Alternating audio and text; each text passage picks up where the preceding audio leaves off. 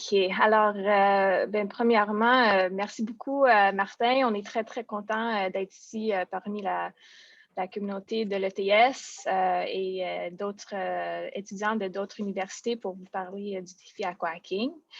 Nous avons eu quand même une belle participation des étudiants de l'ETS dans les éditions précédentes du défi. Puis en effet, on a aujourd'hui Marc Schall, qui est un de nos alumni qui se joignent à nous aujourd'hui, qui va parler un peu de son expérience dans le défi aquahacking. Alors, moi, je m'appelle Mélissa Dick, je suis responsable de programme à Aquaforum. Je travaille de proche avec la communauté alumni et aussi la phase de recrutement. Puis, j'invite maintenant ma collègue Isabelle à se présenter. Oui, bonjour, moi c'est Isabelle Côté, je suis, comme on l'a dit précédemment, chargée de projet en communication au Centre d'interprétation de l'eau. Et pour la première fois, on fait la coordination du défi aquahacking en tant que partenaire régional. Et on est très satisfait que ça se fasse sur la rivière des Mérides. On vous remercie beaucoup d'être présent pour cette info-session qui, on l'espère, va pouvoir susciter beaucoup de participation à ce défi. Alors, premièrement, on va vous présenter ce qu'est un défi aquahacking. Il s'agit d'une compétition technologique avec un parcours entrepreneurial qui va vous engager les jeunes à vraiment innover, développer des solutions qui vont répondre à des enjeux liés à l'eau. Ça comprend une compétition qui dure à peu près 8 mois, incluant une demi-finale et une finale. Permet de créer des solutions innovantes reliées à des enjeux critiques, réels et actuels, donc tout ce qui va être développé avoir une application concrète dans le vrai monde. Une opportunité d'avoir du mentorat et des ateliers de formation assez exceptionnels et des mises en relation avec des utilisateurs finaux et des clients potentiels pour la solution développée. Défi aquahacking, c'est aussi une expérience unique, c'est une initiation entrepreneuriale, une cause environnementale cruciale parce qu'on sait que l'eau, c'est important, surtout en 2021. Et ça donne un sens à sa vie professionnelle de répondre à une cause comme ça en développant des outils technologiques. Donc, on t'invite à réaliser tes ambitions en construisant une entreprise à impact durable afin de devenir un acteur important dans le secteur de l'eau pour la pérennité de nos ressources en eau. Donc, aquahacking, ça commence ici.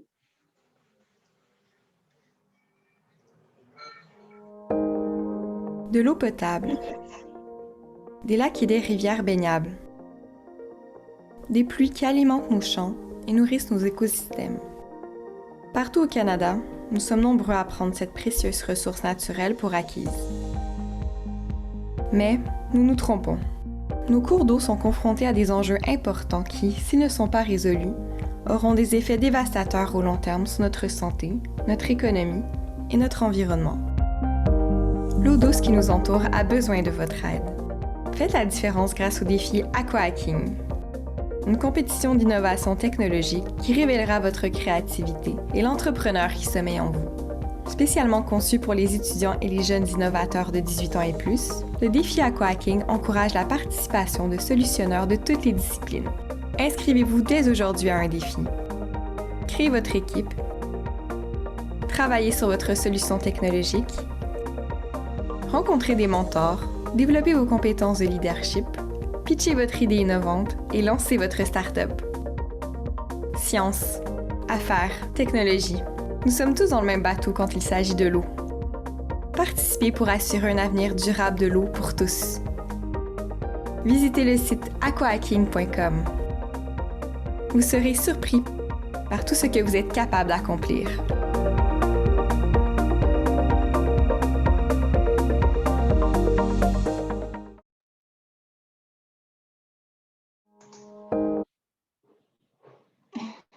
Avant que ça joue une deuxième fois. On va vous présenter les deux organismes qui sont vraiment les partenaires officiels de ce défi. Donc, nous, on est le partenaire régional, le Centre d'interprétation de l'eau. On est un organisme à but non lucratif qui vise la promotion pour la protection et l'utilisation responsable de l'eau. Donc, on veut vraiment sensibiliser à cette ressource. On a un musée de l'eau sur place à Sainte-Rose. On vous invite bien sûr à venir le visiter lorsque ce sera de nouveau possible. Et on fait beaucoup d'activités grand public, pédagogiques pour les écoles primaires et secondaires. Et on cherche toutes les possibilités possibles pour vraiment aller sensibiliser à la cause. Donc, le défi aquahacking est vraiment une belle opportunité pour ça, pour nous aussi, On va remercier énormément Aquaforum. Je vais laisser Mélissa vous en dire un mot à ce sujet. Merci. Alors, c'est depuis 2015 que les défis aquaking ont lieu dans les bassins versants de tout le Canada. Puis c'est vraiment le programme phare d'Aquaforum. Puis Aquaforum, c'est une organisation qui a pour but de sensibiliser les Canadiens aux enjeux de l'eau pour leur trouver des solutions innovantes et durables. Puis nous le faisons à travers le défi aquaking.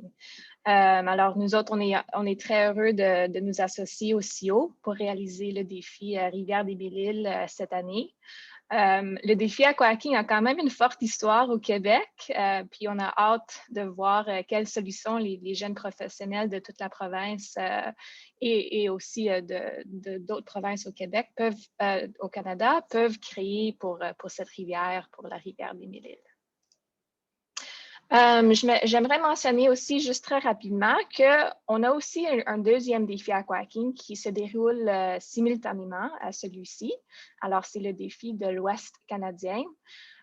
C'est sûr qu'on souhaite une participation active des Québécois au défi Rivière-des-Mille-Îles, mais si jamais les enjeux relatifs à l'eau présentés dans le cadre du défi de l'Ouest canadien vous intéressent davantage, ou peut-être si elle s'harmonise mieux avec un projet en cours sur lequel vous travaillez, vous pouvez toujours aller voir, jeter un coup d'œil à ce défi-là aussi. Le défi de l'Ouest canadien sera présenté entièrement en anglais, tandis que celui de la rivière des Mille-Îles sera présenté en français.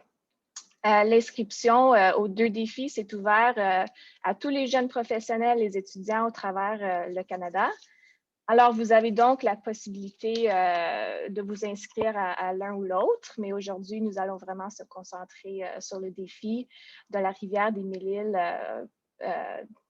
c'est ça, pour l'ETS. Alors, depuis la première édition du défi aquaking en 2015, les alumni du programme continuent à développer des projets et à démarrer leur start-up dans le secteur de l'eau. À date, il y a 28 startups et initiatives établies par des alumni du programme aquaking qui continuent d'être actifs et de faire une différence pour l'eau à travers le Canada. Voici juste quelques exemples de ces jeunes entrepreneurs très inspirants. Les types de solutions qu'ils offrent vont du matériel technique aux applications logicielles, mais ils travaillent tous à la protection des ressources en eau et à l'optimisation des systèmes de gestion. Alors, en te joignant au défi aquaking Rivière des Mille-Îles, tu vas pouvoir faire partie de cette communauté d'alumni très inspirante. Alors, on a la chance aujourd'hui d'avoir avec nous Marc Schall, qui est un alumni du défi aquaking 2019 et il est un cofondateur de Bellow Solutions. Il est aussi un ancien de l'ETS. Alors, Marc, je t'invite maintenant à partager avec nous un peu sur ton expérience aquaking. C'est quoi que tu as construit avec Bellow Solutions? Et même si tu as peut-être quelques mots d'encouragement aux étudiants de l'ETS qui considèrent inscrire pour le défi aquaking Rivière des Mille-Îles. Alors, c'est à toi. Oui, bien sûr, merci Mélissa. D'abord, bonjour à tous. Donc, mon nom c'est Marc. J'ai fait le défi, je suis un ancien de l'ETS, j'ai gradué en août de cette année. Et donc voilà, donc nous, on a commencé notre aventure principalement avec aquaking. C'est ce qui nous a permis de nous lancer, avant de lancer la startup, ce qui nous a permis de découvrir le monde des concours, d'avoir un encadrement qui soit vraiment déjà très agréable, très stimulant, avec des experts du domaine de l'eau. Donc nous, on était étudiants, j'ai été étudiant en génie de la construction. Et voilà, je pense qu'on a tous ce besoin à un moment de sentir qu'on fait aussi des choses qui servent au futur. Et l'eau, en l'occurrence, c'est un domaine qui est extrêmement précieux, c'est un domaine qui est extrêmement important.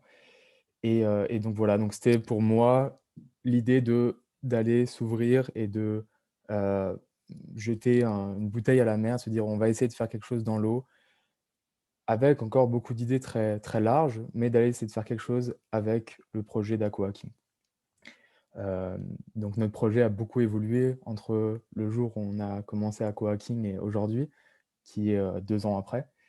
Donc aujourd'hui, ce qu'on fait juste en 2 mots, c'est qu'on développe des distributeurs d'eau, de comptoir, comme une machine à café par exemple, qui purifie, qui personnalise l'eau sur demande, avec les saveurs, avec les minéraux et les vitamines de votre choix. Ça permet de reproduire l'expérience d'une bouteille à la maison en réalité, sans le plastique et sans le gaspillage que ça produit autour. Donc voilà, donc moi je vous invite vraiment, je ne sais pas exactement je pourrais en parler longtemps du concours. Je trouve ce qui est vraiment bien, c'est que vous allez devoir pitcher, vous allez devoir présenter, vous allez devoir structurer vos idées, vous allez avoir un feedback sur ces idées-là, et c'est sûr que vous allez avoir un impact, vous allez rencontrer du monde, vous allez pouvoir grandir en fait. C'est des projets qu'on n'a pas forcément l'occasion de faire durant les années scolaires. Donc là, c'est une bonne transition, je dirais, pour continuer et aller dans une suite qui va permettre de peut-être lancer une start-up, de peut-être avoir un impact fort sur le domaine de l'eau. Donc voilà, je vous encourage tous à participer. Merci beaucoup, Marc. Alors, si vous n'avez jamais des questions spécifiques pour Marc, il va rester avec nous jusqu'à la fin de la présentation. Alors, prenez note de vos questions pour Marc. Il a vécu le défi, alors c'est une bonne source d'information pour des participants potentiels. Alors, merci encore, Marc.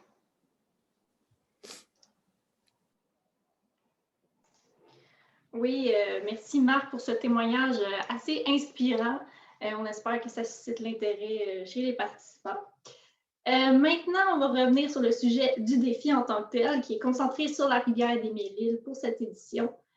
Si vous ne connaissez pas beaucoup la rivière des Mille-Îles, c'est un véritable joyau pour le Québec parce que c'est une source d'approvisionnement pour plus de 450 000 citoyens. C'est une rivière qui parcourt 42 km et qui s'étend sur 9 agglomérations urbaines et agricoles, donc un grand territoire. C'est une mine d'or bleu qui abrite une faune et une flore fragile et vraiment essentielle à l'écosystème avec une belle biodiversité. Et c'est un milieu qui présente aussi un défi environnemental important, autant au niveau des eaux usées que de l'eau potable. Donc, il y a de quoi faire un défi avec cette source d'eau. Et on espère que le défi Aquahacking va permettre de trouver des bonnes innovations aux enjeux reliés à cette rivière. Donc, parlant des enjeux, notre comité consultatif a sélectionné les enjeux suivants. Ces enjeux-là sont très importants parce que si tu participes au défi Aquahacking, tu vas devoir en choisir un sur lequel baser ton innovation technologique. Donc, c'est très important que tu te familiarises avec cet enjeu-là, que tu le comprennes de long en large. Donc, nos porteurs d'enjeux pour ces enjeux sont, pour les énumérer, l'impact des surverges, gestion et analyse par le COBAMIL et la ville de Terrebonne qui font équipe. L'indexation des habitats aquatiques par Éco-Nature, par Rivière des Mille-Îles. La faune aviaire et la qualité de l'eau par la ville de Laval. Et enfin, le couvert de glace par la firme Arrimage.ca. Juste mentionner aussi, ces enjeux-là sont disponibles, les webinaires de ces enjeux-là, en ligne sur le site web d'Aquahacking. Alors, l'échéancier. L'ensemble du défi s'étend sur une durée de 9 mois avec 2 compétitions de pitch. Alors, dans la phase 1 du défi, ça se passe de janvier à mai. C'est la période de recrutement et c'est pendant cette période que les individus s'inscrivent, les équipes se forment et travaillent à l'idéation et au développement initial de leur solution. À ce stade, les équipes travaillent avec les porteurs d'enjeux, alors avec les organisations que Isabelle vient tout juste de mentionner, en tant que mentor, afin d'avoir une compréhension globale de la question liée à l'eau sur laquelle ils travaillent et de confirmer que ce qu'elle crée répond réellement à un besoin dans le marché. Alors, la fermeture des inscriptions, c'est en avril. Et la première compétition de pitch, c'est la demi-finale qui prendra place le 29 mai. Lors de la demi-finale, toutes les équipes présentent leur pitch, leur présentation devant un panel de juges. Et c'est à partir de là que les 4 meilleures équipes seront sélectionnées.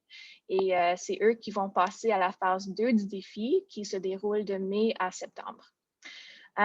Les 4 meilleures équipes reçoivent automatiquement une bourse de 2 000 $ à investir dans le développement de leur solution et dans le démarrage de leur start-up.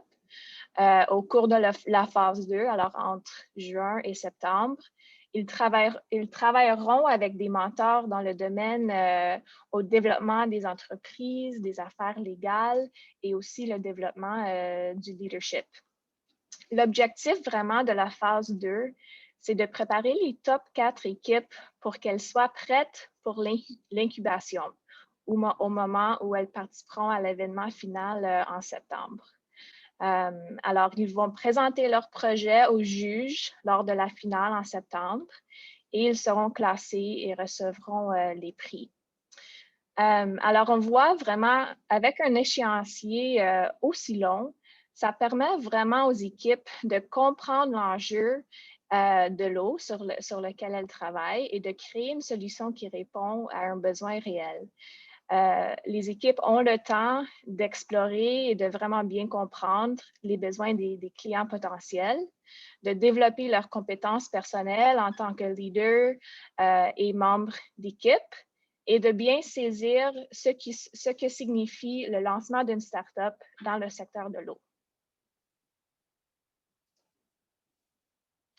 Alors, les prix à gagner. On a des prix très intéressants pour les équipes gagnantes. Les top 4 équipes reçoivent un financement de démarrage qui sera investi dans le développement continu de leur solution et dans le démarrage après le défi. Ça va de 20 000 $ pour l'équipe classée première à 5 000 $ pour l'équipe classée quatrième.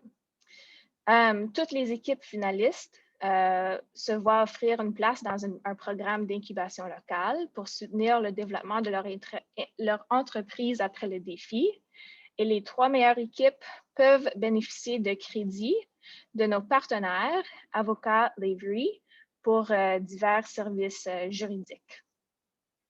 De plus, il y a aussi le partenariat entre Aquaforum et MyTax, qui signifie également que les équipes finalistes qui sont éligibles peuvent accéder à des fonds supplémentaires à travers le programme MyTax Accélération, qui peut porter le total des prix à 45 000 $ pour la première place, 30 000 $ pour la deuxième place, 20 000 pour la troisième et 10 000 $ pour l'équipe en quatrième place. Alors, c'est quand même des montants très importants.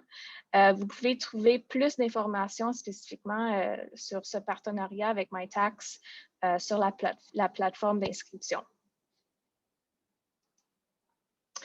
Alors, c'est certain que les prix de financement de démarrage sont très intéressants, mais c'est aussi important de savoir que tu vas aussi également avoir accès à des avantages supplémentaires qui peuvent aller au-delà des prix en argent. Ces opportunités vont t'aider à te développer tant sur le plan professionnel que personnel et profitera à tous les participants, qu'ils soient demi-finalistes ou finalistes. Tout au long du défi, tu auras accès à des mentors et tu vas pouvoir développer aussi ton réseau professionnel. Tu auras une occasion unique de mettre en pratique tes compétences et ce que tu as appris dans tes études et de contribuer à résoudre les problèmes du monde réel qui ont un impact sur nos eaux. Et tu vas aussi faire partie de la communauté d'Aqua-Hacking qui s'étend bien au-delà du défi grâce au programme Alumni. Alors, en tant que participant, tu vas avoir accès à de nombreuses ressources telles que des webinaires, des séances d'information et des ateliers qui sont toutes prévues pour t'aider à réussir dans le défi Aqua-Hacking. Alors, il y a des webinaires sur chaque enjeu et les ensembles de données sont mis à ta disposition pour t'aider à avoir une bonne compréhension de l'enjeu. Il y a aussi des séances d'information. Posez-moi toutes vos questions avec les porteurs d'enjeux qui va te donner l'opportunité de leur poser directement des questions et de participer à une discussion active sur le sujet.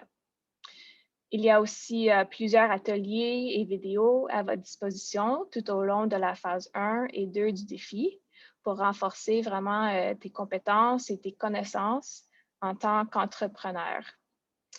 Je dirais que le défi Aquahacking, c'est un véritable voyage d'apprentissage et de développement et ce sont les ressources qui te guideront tout au long du parcours.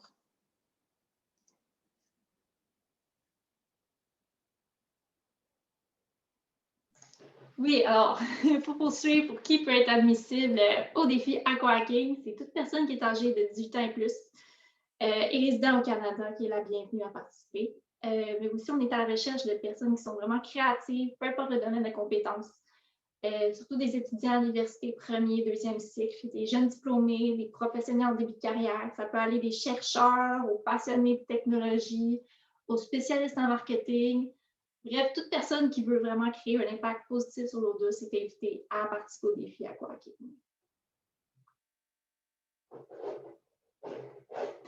Ensuite, pour ce qui s'agit des règles, on va se répéter, les participants doivent être âgés de 18 ans et plus, mais il faut faire partie aussi d'une équipe qui est de minimum 2 personnes par équipe. Important aussi, chaque membre de l'équipe doit être inscrit pour participer au défi. Les équipes s'approprient les résultats de leurs travaux, donc ça devient votre propriété, ça devient votre solution, votre projet, alors que c'est développé pendant le défi. Et pour s'inscrire, il faut aller sur le site web d'Aquahacking à cette adresse qui est indiquée.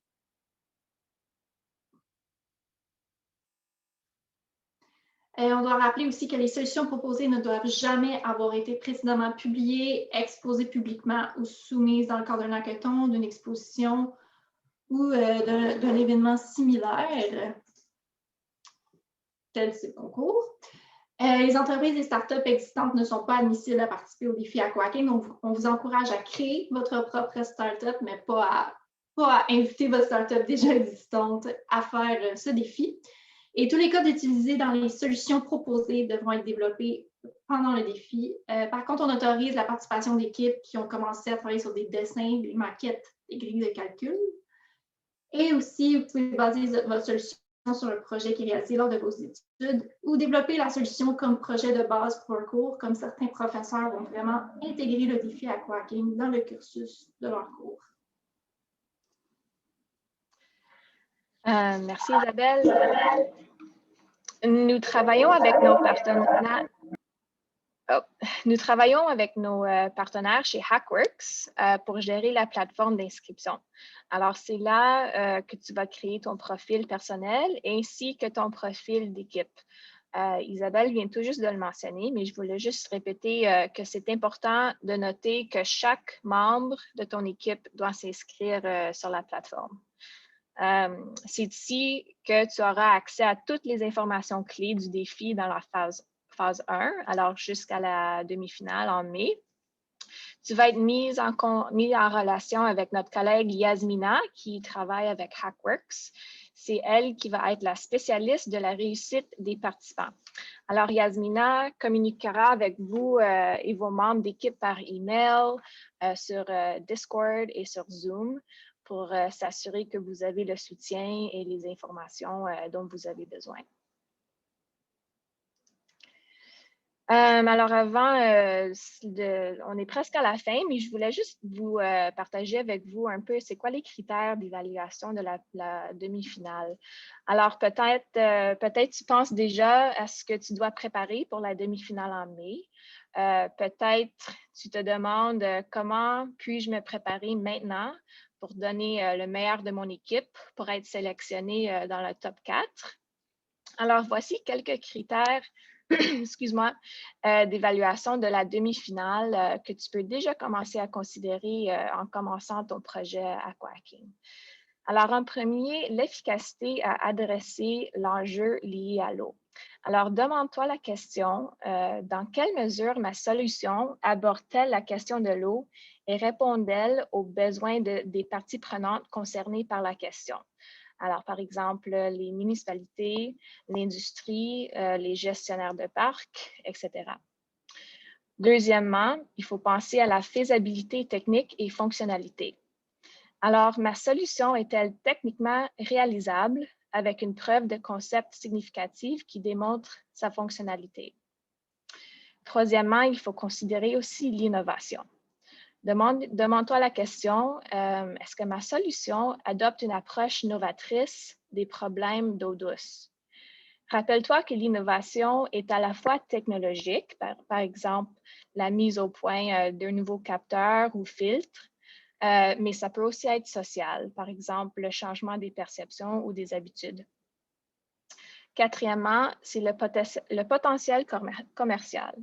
Ma solution a-t-elle un intérêt commercial légitime et un marché viable?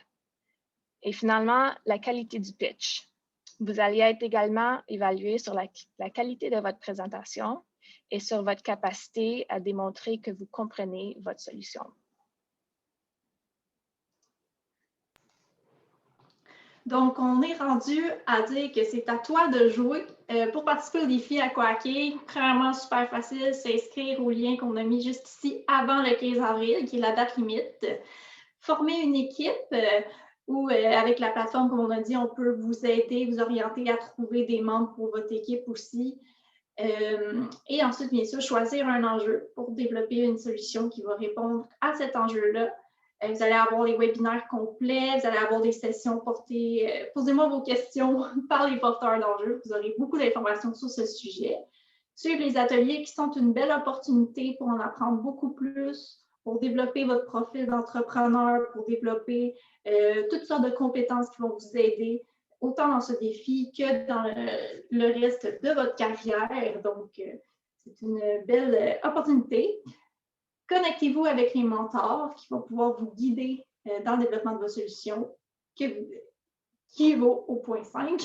Et enfin, pitchez votre projet à la demi-finale. On a hâte de voir ce que vous allez pouvoir nous préparer. On rappelle que les 4 meilleures équipes qui passent en finale et obtiennent 2 000 $ à investir dans leur start-up ou solution. Donc, bien sûr, ce défi-là n'aurait pas lieu sans nos partenaires et commanditaires. Pour le partenaire régional, nous avons un soutien financier du Fonds Région et Ruralité du ministère des Affaires municipales et de l'Habitation du Québec. Et pour Aquaforum, je laisse Mélissa vous en glisser un mot. Alors, merci. C'est la Fondation de Gaspé-Beaubien qui a créé Aquaforum et le défi Aquahacking. On reçoit du soutien important de la Fondation RBC et nos partenaires Lavery Avocats et Ovivo sont aussi des commanditaires qu'on aimerait remercier. Donc, sur ce, on t'invite à plonger dans la compétition, participe au défi Aquahacking, trouve ta vocation avec des efforts qui rapportent, développe ton profil professionnel et contribue à la protection de l'or bleu.